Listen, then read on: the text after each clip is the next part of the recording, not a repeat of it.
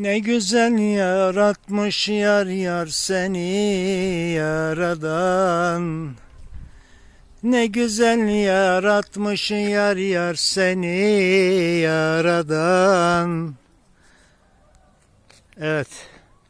Rabbim öyle güzel yaratmış ki Hay isminin cilvesiyle bütün doğaya can vermiş.